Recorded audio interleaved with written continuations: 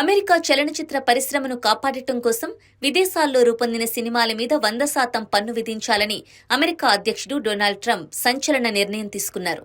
ఇతర దేశాల సినీ నిర్మాతలకు మంచి ఆఫర్లు ఇస్తుండటంతో హాలీవుడ్ వేగంగా చచ్చిపోతోందని ట్రంప్ తన ట్రూత్ సోషల్ వేదికగా ఆవేదన వ్యక్తం చేశారు. విదేశీ సినిమాలు అమెరికా సంస్కృతిని దెబ్బతీసే కుట్రలో భాగమని ఆరోపిస్తూ దీన్ని జాతీయ భద్రతా సమస్యగా అభివర్ణించారు డొనాల్డ్ ట్రంప్. విదేశీ సినిమాలపై భారీగా పన్ను విధించే ప్రక్రియను ప్రారంభించాలని వాణిజ్య శాఖ అమెరికా వాణిజ్య ప్రతినిధికి ఆయన ఆదేశాలు జారీ చేశారు.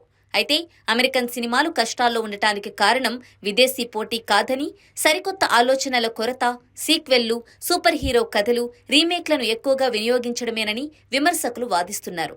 అధిక పన్నుల కారణంగా టికెట్ ధరలు పెరిగి ప్రేక్షకులు తక్కువ సినిమాలు చూడాల్సొస్తుందని మరికొందరు భయపడుతున్నారు. అయితే ఈ పన్నుల కారణంగా ఎక్కువగా నష్టపోయేది మాత్రం భారతీయ సినిమానే. ముఖ్యంగా ఉత్తర అమెరికాలో నివసిస్తున్న తెలుగు సినిమా అభిమానుల కారణంగా అక్కడ మంచి వృద్ధిని సాధిస్తోంది తెలుగు చలనచిత్ర పరిశ్రమ. మరి ఇప్పుడు డొనాల్డ్ ట్రంప్ తీసుకున్న నిర్ణయం తెలుగు సినిమా పరిశ్రమపై ఎలాంటి ప్రభావం చూపుతుందో చూడాలి.